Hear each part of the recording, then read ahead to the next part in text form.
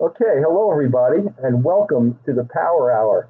I'm Mel Albin. I'm your host for today, and we have a fascinating guest for you today. A real living legend, and we're really so fortunate to have her on. We're having Miki Howard, who has done everything from recording sessions to performing to movies, and there's even a movie about her life, about herself. So she's done it all, and we're really pleased to have her, a multi-talented, multi-nominated, multi-award-winning songstress. So without any further ado, I don't want to take anybody's time. I'm going to bring on Miki. Hi, Hi, Miki. Say hello to everybody. Hi, everybody. How are you? Yeah. Well, we're so glad that you're here, Miki. I just told everybody a little bit about you very briefly. But what I want to do, you have such an interesting background in so many ways. It's not often that we have somebody on who comes from a musical family. So maybe we can start. At the beginning was always a good place to start about how you got involved with music, and you can talk a little bit about your parents, about um, your dad who was part of Pilgrim's Jubilee, and your mom who was part of the Caravans, and the Caravans went on to become a rock and roll Hall of Fame band. So you were raised in the midst of music. What was it like to be a kid and have parents that were performers like that? I tell you, I think it was the most enjoyable experience. It was quite unique, for me, but in my life, I've never seen it again. I expected when I grew up for everything to be like that. My parents hung around. All of the singers came from gospel music at that time. Everyone from the David Ruffin, the Bobby Womack's, the Theola Kilgore's. Everyone came from gospel in those days, and we were suffering a lot of civil injustice in America. So the black artists all stayed together, whether you were gospel or rock and roll or R&B. You had to stay in the same hotels. So they quite often were all hotels because you couldn't even stay in hotels, and they just had such a great time. I thought that I was gonna grow up and enjoy these fun times like I saw. The staple singers and everybody. They were always doing music. Everyone knew everyone. It was just a wonderful environment. I'm a fish out of water when I'm not around artists because I can see that. You're really you were raised with it. It's in your blood. It's not just a career. It's more than that for you. That's quite obvious. Mhm. What you're talking about too is interesting because you talk about black musicians staying together because of discrimination. And Sammy Davis Jr., for example, great song and dance man. He couldn't stay in the same hotel with Frank Sinatra and the Rat Packet. And Sinatra told the hotel, you let Sammy in or we're gone. That simple. But that was part of that whole era, and that's why the churches and gospel music, it was the churches that led the civil rights movement. So that Excuse me. I didn't mean to yeah. interrupt. No, Um, go ahead. my parents, being in the gospel field, certainly were in the forefront of the civil rights movement, and I was completely raised, not to say pro-black, but I was raised almost by, I don't know what you would call it, but I totally grew up in my culture, and I expected fully that my culture uh, um, would support what we did, and we had a culture then that's definitely changed now, and I didn't expect that. I didn't expect that, but that they were so certainly the forefront of the civil rights movement, certainly all the Yeah, way the days of the railroad, the underground railroad, and things like that. So, yeah, I was entrenched in civil rights. I everything I did was black. In my career, everything. You know, I remember being young and reading Malcolm X's autobiography, and Malcolm talked about going to a St. Patrick's Day parade with his dad because it was a big parade, and he saw a white kid with red hair and freckles, and he had never seen a white kid because he lived within his own community. And he went over and he just wanted to touch the kid, and the kid's father pushed him away, and it just had such an impact on him, because he had never been outside of his community. So, I understand what you're talking about. It was a very tight knit community. Historic black colleges and universities were the only avenue because other schools were segregated. So, black culture was, it supported each other. It supported the music. That's where you got Motown.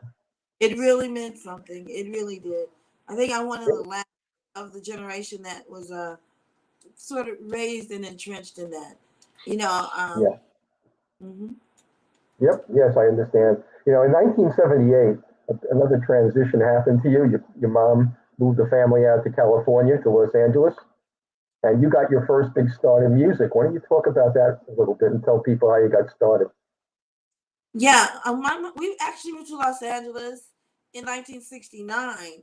Around 1976, I made my first record, or 77, with a group called the LA Boppers, which was an offshoot of another group called Side Effect. Yeah. Okay, and what did that do for your career? What happened from there on? What happened next? Well, I don't remember. Let me think now. I gotta go way back. I don't know. I just kept singing until they gave me money and I sang. That's it. I don't know. Did you do any more recording? At that point. I worked a lot with the jazz artists, Wayne Henderson, also just everybody. Wilton Felder, the whole Crusaders group. Even on individual projects, a lot with Roy Ayers. Also Billy Cobham, just a lot of jazz artists, and I sang a lot of lead songs for them, on their personal records and things like that. And then I worked with the Gap Band on some of their records, singing singing background and stuff like that. When you sang backgrounds and you had to step out as a lead singer, did you find it a little difficult to transition? No, I'm a terrible band. Terrible. Really? Yeah, I can't. I'm like, I have ADD. What I was like, what was my part? All right. In the 1980s, you got your record contract, the first big record contract, and you had your first big song come out, "Come and Share My Love." Yeah. So talk about that part a little bit. How did that come about, and how did you get to Atlantic Records? It just didn't happen. I had recorded with several artists. I had joined the group Side Effect and done 2 or 3 records with them. I was pretty well known throughout the industry, and I was very young still. And so when I decided to step away from singing with, at the time, Rick Dees, who was a comedy artist, and I just didn't want to do it anymore. So made a demo record, ended up signing to Atlantic Records. There was an executive, Hank Caldwell, there at the time, and he found an amazing writer, Lamel Humes, who had written "Come Share My Love" for Whitney Houston. Oh, okay, got it. And I think they rejected the song, and I consequently got it. Which at the time I thought it was kind of, because I'm coming from, jazz and jazz fusion and gospel. So I'm thinking, I'm looking for that Mavis Staples kind of record, what I mean? And so, or Aretha Franklin, feeling like that. And I didn't think that much of the song at the time. But once we started to record it, it was really great. And the Google Dolls, Robbie Google was the engineer. Yeah. on that song, on that album. Okay, but you didn't stop there. The '80s were really a breakout period for you. You followed that up with Love Confessions, Yes. and so how did you go? How did you decide on when you went from "Come Share My Love" to "Love Confessions," and it's a different kind of song. How do you? How, I believe your music yeah, moves life. I believe your yeah, music, and your life go together. You know what I mean? I can't live in the forever come share my love stage. And then once you have, you did, like you have the stages of grief, stages of love, and this and that. And it's just life. My life moved on to another feeling, and then I I wanted to convey those things, and that was that how my music generally does progress. do you pick the songs, or the songs kind of pick you? Actually, at the time, I was working with Sylvia Rohn, who was a genius, with marketing and what to do with an artist and what works. And she would come, we'd sit together. She'd come with songs, and we'd pick the songs together. And it absolutely had to be mutual because my side was artistic and her side was, what do you call it? Economical. Business. It was business. Yeah. Yeah. A&R is gone these days. People have to market themselves. It was wonderful that you grew up in that musical era when there were people that could help craft your music and help craft your image. And take the time to get the best out of you. And those days are gone. It's really kind of sad because they really used to really groom and create not just an image, but get the best out of the vocalist. And now there's nobody around now that does that anymore, unless you hook up with an A&R company separately. It's really tough now, to market yourself in music. It's changed so much. So anyway, tell me about from there. You went on to something else that now it was great because Love Confessions became a number one hit. That was your first number one, right? Okay. Yep. And then you went on to Love Under New Management, which was a number two. Yeah. So, how did it feel to suddenly put something out and bam, you're number one and number two, just like that? Did it change you at all? Your number one. That was a whole machine. That was a record company doing their job, and they did an awesome job. All of the in those days, I don't know, what they have now. We had several promotions, operators in different markets, and we'd go in different markets, and they take us around to all of the stations, and we'd play the record, and we do them, things for them, and they got to know us, and they knew who they were playing. It was different then. It was different. Um, by the time my record was on the radio, I was happy. We were excited, but we also felt like we did do the work to get it there. You know what I Yeah, mean? And yeah. so, yeah, And they put you out to tour also. yeah, we uh, promoted our records. That's why it was important for our images to be clean and for people to want to meet you, because that's how you got your music played. We would say, there's a saying that says, "Make them love you," Yeah, Yeah, yeah. So where are some of the places you toured when these hits came out? Where did they send you to? Everywhere or the same places I go all the time. same Most places? I'm an American artist, a traditional jazz and R&B singer, mostly in America. Uh, did some things. I've done Switzerland, Germany, London, Russia. I did more than anywhere. It's amazing, and places like that. Okay. Yeah, well, this is what starts to get interesting for me. As you're doing this music, you stepped out from music and you ended up on a TV show. How did that happen? I was on TV. Were you? I don't Did know. did they Oh, make a show? I thought they made a TV show out of Love Under New Management. Did they make a show for oh, you? they made a movie. The movie. Yeah. Okay. I apologize. Yeah. but it was wasn't it a made-for-TV movie? Yes. Yeah, I thought so. Okay, so how did now you're acting? Was that any difference than No, performing? it's just about me. Oh, well, you weren't in there at all. No, no, no. Oh, I thought you had a part in there. What? It's a biopic. Right. Oh, okay. And you had no direct involvement. I helped produce, but yeah, it was produced by TV1, my grandson. Yeah, and it was a movie. I was in it like it. Well, how'd you feel? Yeah. What did it You gotta impact you? check it out. I think it's available on YouTube and Hulu or something.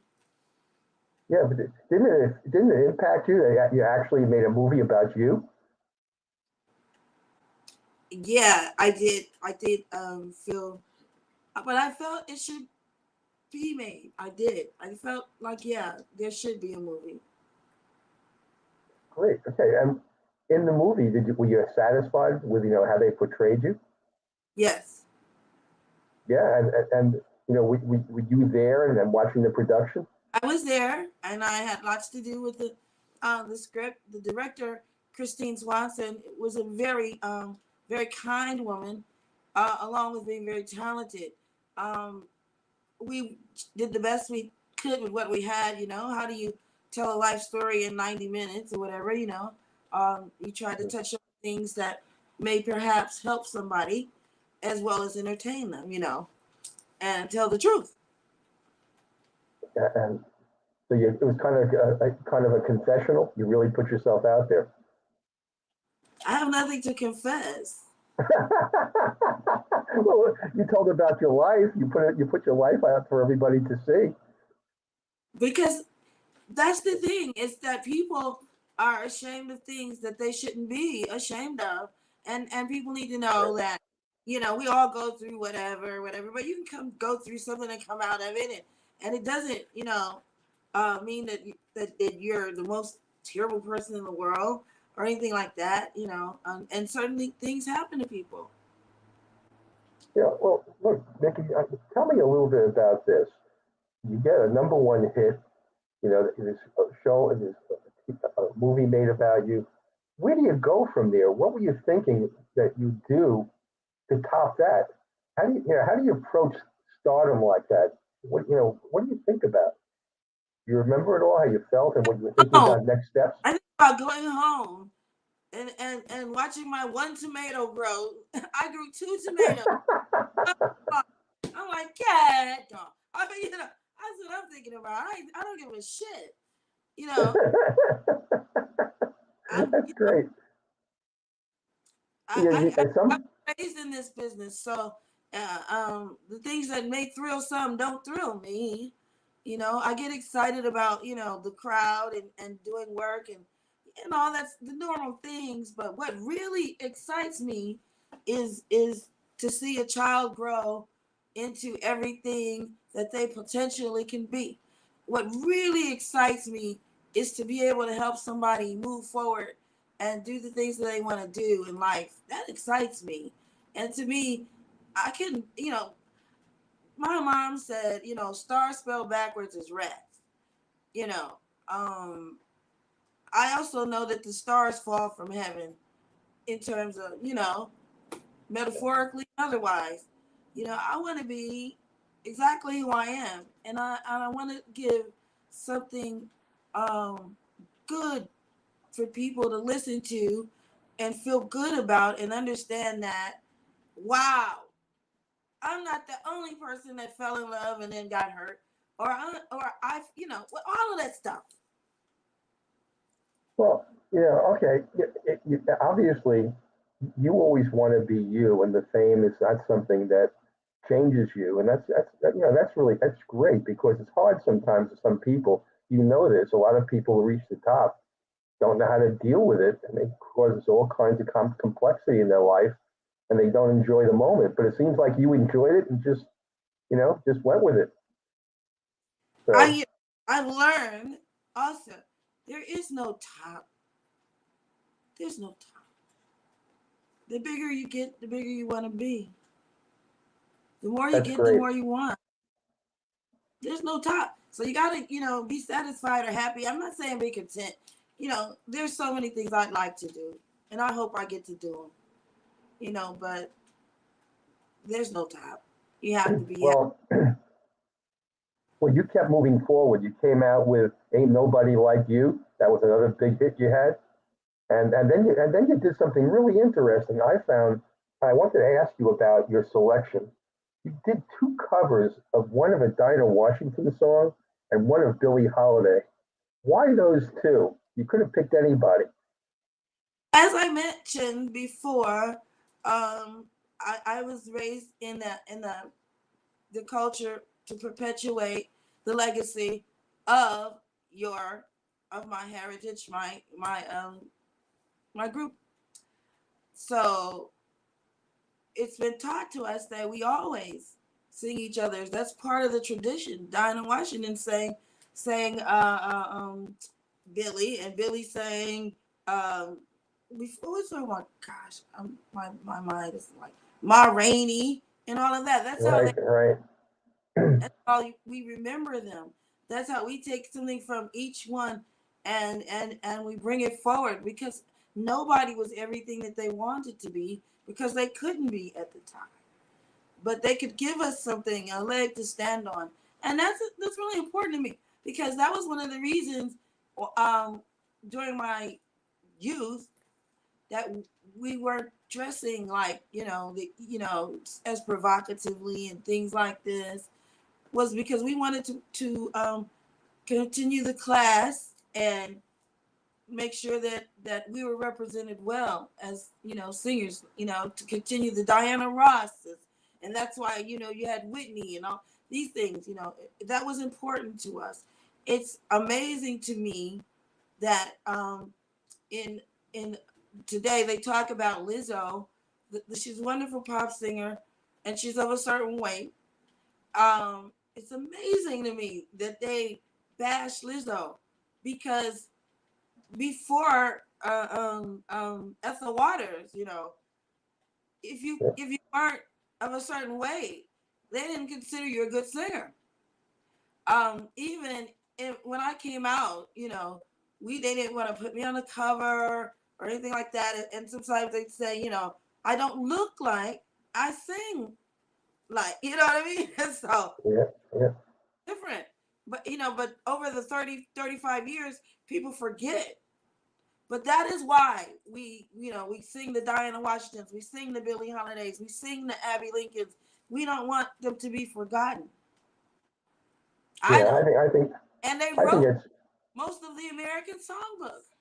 They wrote a yes, lot of, but they don't get any credit. yes. And one of the other things I see out there today, it really impresses me. I see somebody that comes along who's been classically trained in music, like John Batiste, and he samples so much of that old music. It's so embedded in his contemporary style. He's not letting it go. He's not letting people forget this music has a heritage. And it's not just him. Also, there's been some other ones. There's some great songs like Uptown Funk that sampled so much, of the '60s and '50s. And I understand what you're saying. That music has to remain alive. It has to be always remembered, because otherwise we wouldn't have the music we have today. It wouldn't be here. Yeah. So yeah, so I think what you're talking about is really important. It's important to keep that music going. I was just curious though. Again, I understand what you're saying, but I was curious why those two particular songs you chose. Was it, were they favorites of yours for a long time, or why those two? They speak to me, or they spoke to me at the time, and I felt I could do a good delivery. Terrific. All right. Okay. Well, the Billy cover song kind of changed your life, because so much came out of that song, afterwards. Um, why don't you talk about that? There was after you did the Billie Holiday song. Um, what happened? I mean, you got some other opportunities. You remember? Oh well, yeah, I was in Malcolm X, the movie, and I got a chance to do, Mickey sings Billy, a whole CD or record of Billie Holiday songs, produced by my good friend Lamel Humes, and oh my gosh, I forgot the other guy's name. Oh well. Well, I've listened to so much of your music, but the Billie Holiday tracks that you did, I still play very often. I mean, I love those songs. Those are just, to me, they're classics, and you just did a remarkable job with those. It was just wonderful.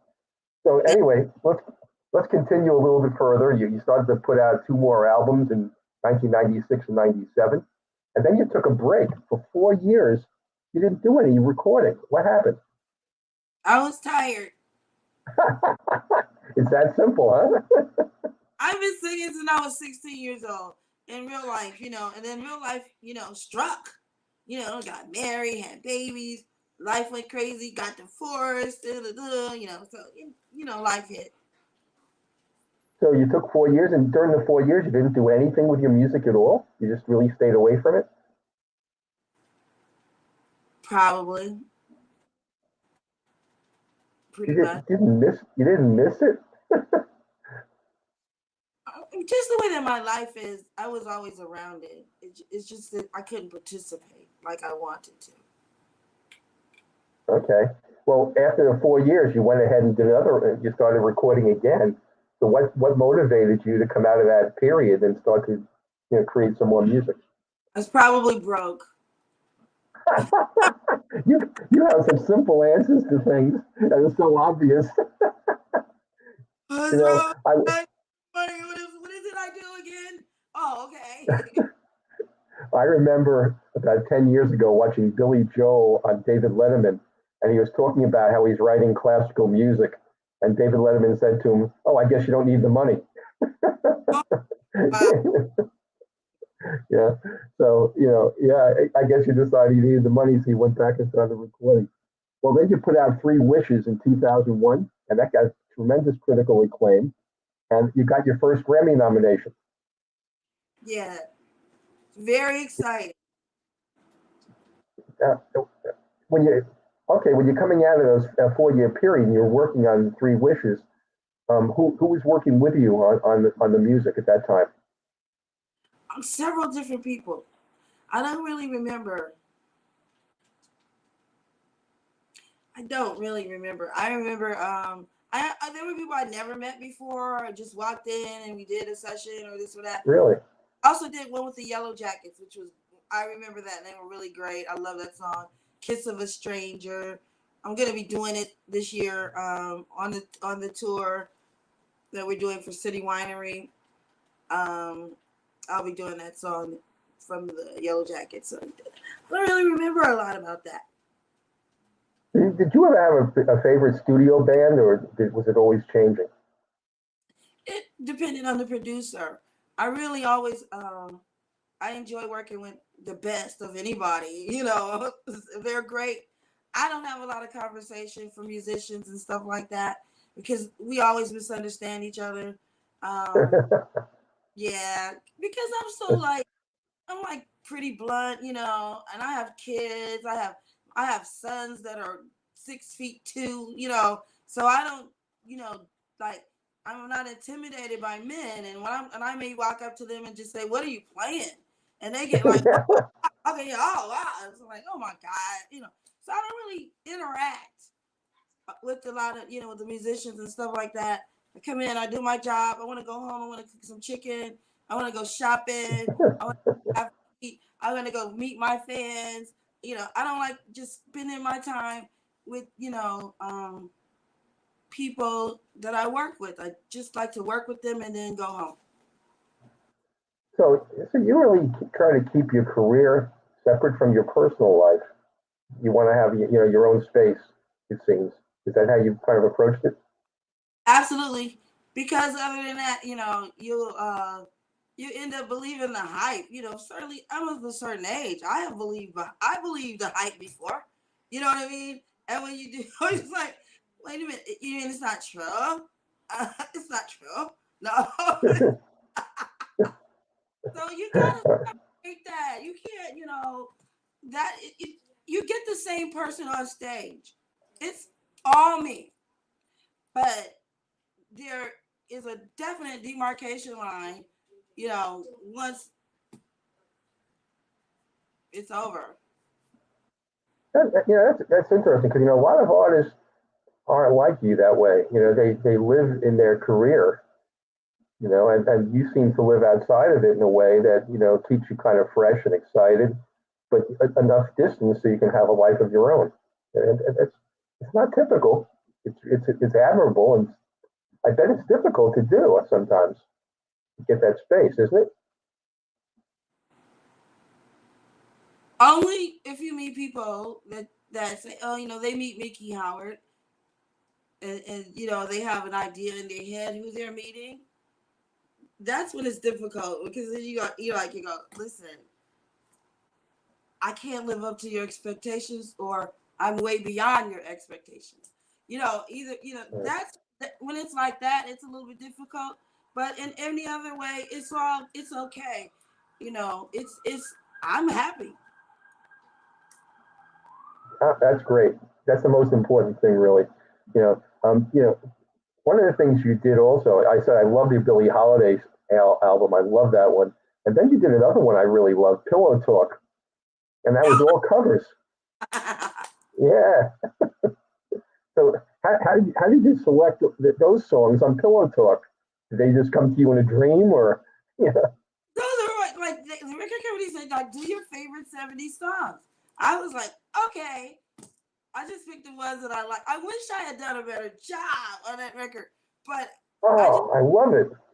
that's why I'm so excited that you love it. I'm like, I love that record. Yeah. I always look at these at song selection, and it always makes me wonder. And that's why I mentioned Macy Gray, because Macy will do an alternative song, then she'll do a blues song, then she'll do a gospel. You never know what's going to come out of her, and I always wondered, how do you think about what you're going to do next? So, on these cover songs, I know there were a lot of in the '70s, but it's just your song selection. It just fascinates me, the kinds of songs that you wanted to bring back to everybody. So I love that. I love that CD. I love that album. that's so cool because those were my favorite ones. Yeah. And those songs influenced you as you went forward from the '70s. Were those influential in how you evolved as an artist? Oh yeah, they were the songs I listened to, and grew up with in school, and the artists that made impact on me, like Felipe Wynn. I don't get to talk about artists like that, but he made a great impact on me. Did you get to meet any of these artists that you Absolutely, covered? absolutely, And, absolutely. and what? I grew up, like I said, totally in the arts, and especially in the musical arts, and I fully expected to grow up and be an adult and have all the same situations, but it didn't happen like that. Life is totally different than it was when I was growing up, and I really I miss that, and I don't like that part.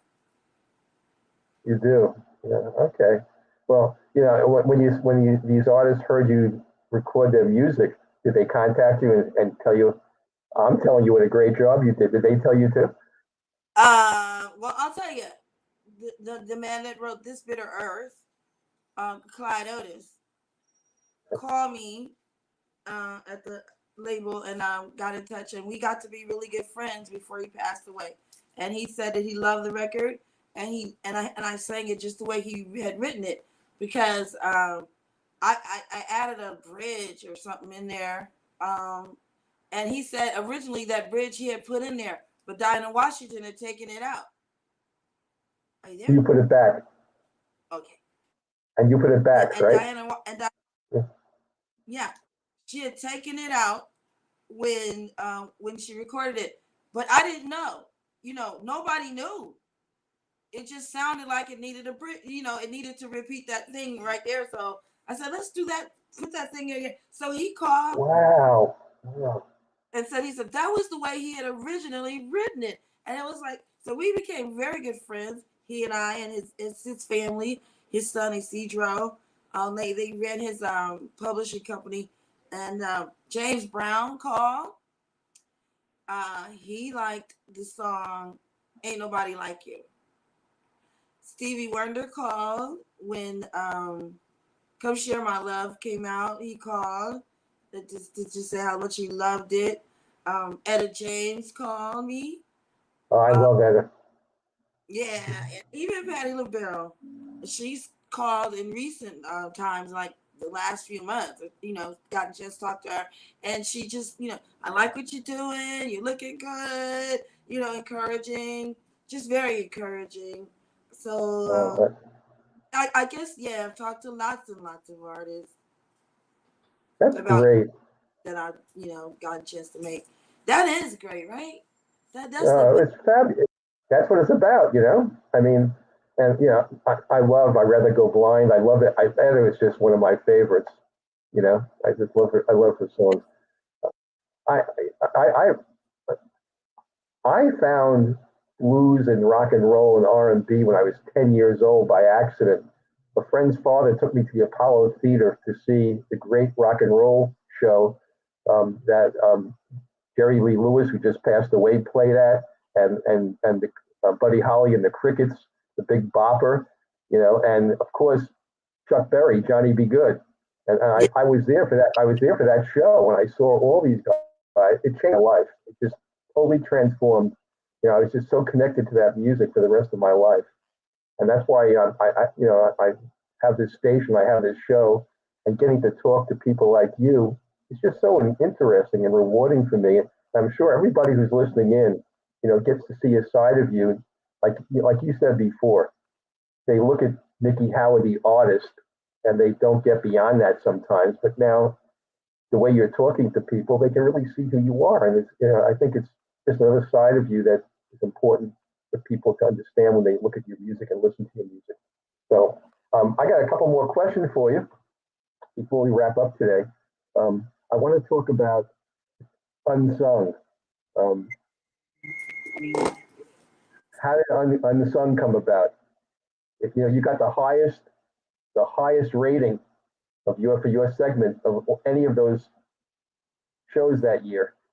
okay, I have to get How the. did that?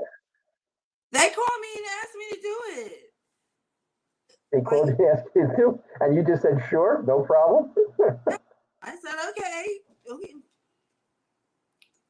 happy to do it. And was it a different experience for you? Completely different, or Will you please stop? That's my grandson. It was a good experience. It was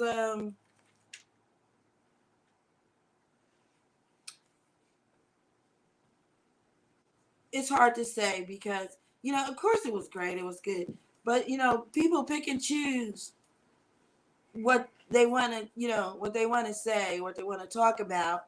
Um, I won't say it had no disappointments, but they didn't want to. People don't want to talk about everything. They want to take one thing and say, "What happened to you? Why are you unsung?" And it's not a one thing situation. You know, right? it's a thing. And we'll talk about the part where you were violent or something like that. They don't talk about the sexual harassment. They don't talk about that. They don't want to talk about the prejudice. Oh yeah, he was the white and it was this or and nothing like that. They don't want to talk about that at that time. Since then, lots of it has come out. People are talking about these things more, but most definitely they played a role in me backing up and the career change. Were you comfortable with that? They're kind of squeezing you into a narrow perspective. Were you comfortable? I believe in planting seeds. You know, if you start there, doesn't mean that's all. We can expand on it later. If that's the start, well, I'll take the start. Okay, all right. Well, it's not. It's good to hear. Some of the things that you wanted to be in unsung for commercial purposes. They didn't want to talk about. And so when people see it, I've seen the segment, And now that I'm talking to you, I can the segment it doesn't completely reflect who you are and how you're on the show tonight and the things that you want to talk about. It kind of has a it's just a narrower vision of what Mickey Howard is. Yeah, I mean, people love to perpetuate, sensationalism or some weird rumors or this and stuff, like weird stuff. And it's just like crazy. I don't get old and have four grandchildren, and I'm decent, and I'm like happy with my life, man. And you can't do that and be all of those abominable things that people like to heap on you. But I Yeah, am a firm believer. People accuse you of the things they do, you know. that's right. That's it. That's well put. You're definitely right about that. So tell me about you right now, this minute. What are your plans over the next 5 years for music? Are you going to keep doing the R&B? Are you going to do more straight ahead jazz? Or what are you thinking about as you go forward? Right now, I just finished my new well, I don't know what you call it now. My new recording. LP, yeah, Yeah, LPs. LP. Finished. It's a tribute to Abby Lincoln. It's not all Abby Lincoln songs, but there are several Abby Lincoln's written, songs that particularly speak to my heart, and I think the generations today need to hear. It's really beautiful record. I just finished it, and it has some new songs, and there's one in particular that that is really really my favorite, and I can't wait for you all to hear it. And it's just a really heartfelt, heartwarming record. That's all I can do. I can't do any long term goals because I don't really know, about making more music. Music is, you know, it's so difficult to make music now, and I spend my own money, and it's more difficult to get money because I don't know why it is, but anyway, it's just it's hard. It's just hard, and Yeah. this record, the one before that I paid for myself, the Mickey Howard Live, the one before that I paid for myself, and this is probably gonna be the last one because now I'm gonna have to work toward a decent retirement, and I can't keep spending my retirement money making rent. Well, I hope you keep making music, and you're absolutely right about making monetizing a career today. With streaming, I was just talking to an artist he's recorded 10 songs. He's out in L.A. and he said that he wants to make money and by having the music streamed. And I explained to him when you're a newcomer, they pay you 0.0003 cents, a 300th of a penny per song. So if you have the luck and a million people stream, with a million streams, you'll make $30,000 on a million streams. It's almost impossible to make a decent living anymore just by selling music. You have to perform. It's just changed so much. So, tell me when your music's going to hit the stores. When will that new LP be out? I think it should be November 22nd. November 22nd. If you want to give me an advance tracks, if you want me to play them, I would love to play them and put them into the rotation so people can hear it and buy it. I shall So do. maybe I'll talk with you or with Myron, and like I'll start playing those tracks and featuring them because you know I mean Yeah, Abby Lincoln. that's why I'm really making this music because everybody's seeing all of the hip hop artists and rap artists dying and getting murdered and stuff like that, and everyone talks about the music, but nobody, like when we give you alternative music to play, like music that will uplift and help us and our children, they don't play it. No, no, like the urban music is all you can get on the station these days. That's why on the Source Radio on this station we play jazz and jazz fusion 24/7. it's the place for jazz. And, so many DC and Baltimore residents are tuning in because, Howard used to play a lot of jazz, and then they've kind of moved away somewhat. And so has Morgan State. Yeah, these was two stations that played a lot of jazz, and they're going with the times, and they're playing, more urban style music. So, it's hard, like you said, to get that music that's uplifting in front of people. It's really difficult. So, So you that's haven't what's. single. I'm sorry. Go ahead. I didn't catch that. You haven't heard my new single. No, I haven't yet. I want to. What's your email? You can send it to the station, info@source.com. I'm gonna do that right now. You send it to me. I'm dying to hear it. Oh my Okay? God. Yeah, I wish I had it in advance. So I would have played part of it tonight for everybody, so they can hear your beautiful voice. We can send it to you right this second. I guarantee I'll play your whole LP, and it will be in the rotation. Everybody will hear your music constantly. I hope So you love it. Really oh, I done. know I will. And the musicians are so fantastic. They're all under 30 years old. Wow. Okay. Yeah. And they're killing. It's so good. I'm happy for them. Wonderful. Well, look, Miki, it was a pleasure having you on tonight. I'm so thankful that I'm able to have you featured on the Power Hour. You've contributed so much to people's joy and music, and you're going to continue to do that. And your new LP that's out, coming out in a few days. And what's the name of the LP? Mija, sister. Okay. Well, everybody, take note, and you can tune into Source Radio. We'll be playing Miki's music. A new LP coming out in a couple of weeks. So everybody, stay tuned. And And follow again, let Instagram. me just put something up on the screen here for everybody to see. If they want to get in contact or want to hear Miki's music, you can go to YouTube, and this will be featured on the radio station. You can come and see this contact slide. Facebook, Instagram, Twitter, all the different places where Miki's music appears and Miki appears. And then we also have TV One's Unsung, and the new management, another TV One Lifetime movie network premiere. So we have all this. A lot of this will be on Source, and here's the different locations, different places you can go to buy and to listen to Miki's wonderful contributions to American music.